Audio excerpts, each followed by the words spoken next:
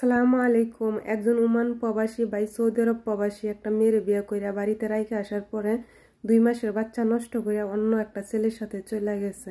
কত প্রবাসী মেয়েরা প্রবাসী ছেলেদেরকে ভালোবাসা তার ঘরের বউ আর স্বপ্ন দেখে, হাজার চেষ্টা কইরাও বইতে পারে না।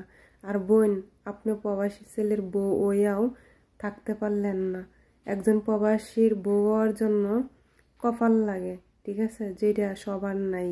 বাংলাদেশে যদি কোনো বউ বেটি সুখে থাকে সেটা হচ্ছে প্রবাসীদের বউ। প্রবাসীরা হাজার কষ্ট পাইলেও নিজের বউকে কোনোদিন কষ্টে রাখে না। একটা প্রবাসী ছেলে নিজের পরিশ্রমের টাকা দেয়া নিজের বউকে সুখে রাখার চেষ্টা করে, এটাই হচ্ছে খাঁটি ভালোবাসা। বাংলাদেশের কিছু মেয়েরা প্রবাসী ছেলেদের সাথে প্রেমের নাটক করে তাদের কাছ থেকে টাকা পয়সা মাইরা খাইয়া কদিন পরে ফ্যামিলির পছন্দ মতো যায় বিয়ে করে। কেন? মনের মাঝে যদি এই থাকে তাহলে প্রবাসী ছেলেদের কাছ থেকে টাকা পয়সা মাইরা খান কি তার লাগে? একজনের জন্য 10 জন নষ্ট হয়, 10 জনের কথা শুনতে হয়। লাইফটা চালু করলেই বেড়ায় নেয়। আপু শুধু মেয়েদেরকে নিয়ে কথা বলেন, ছেলেদেরকে নিয়ে বলেন না কেন?